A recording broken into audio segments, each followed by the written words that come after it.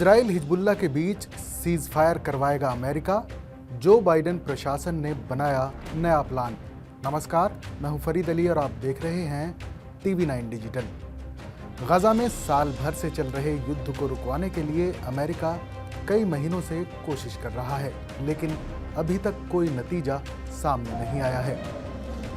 अब हफ्ते भर से तेज हुई इजराइल और हिजबुल्लाह की बमबारी को रोकने के लिए अमेरिका ने फिर से बीड़ा उठाया है।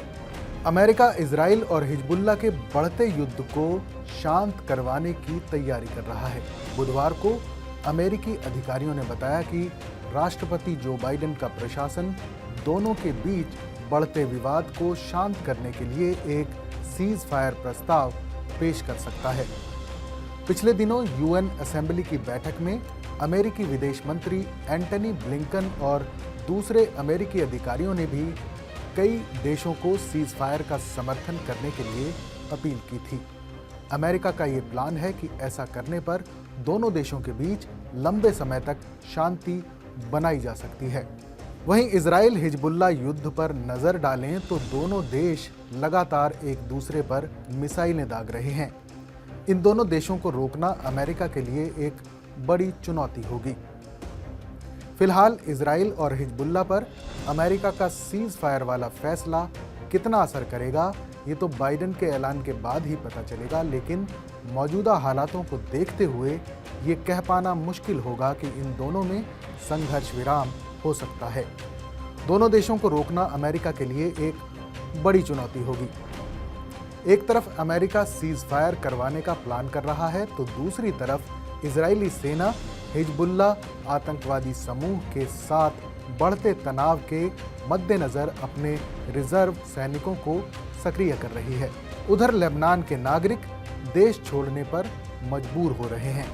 हिजबुल्लाह ने बुधवार को तेल अवीव में इजराइल के कई ठिकानों पर मिसाइल हमले किए। इसके बाद इजराइल ने भी हिजबुल्लाह के ठिकानों को निशाना बनाया। हालांकि हिजबुल्लाह का तेल अवीव पर हमला अब तक का सबसे बड़ा हमला माना जा रहा है, लेकिन इससे हुए नुकसान को लेकर कोई खास जानकारी सामने नहीं आई है।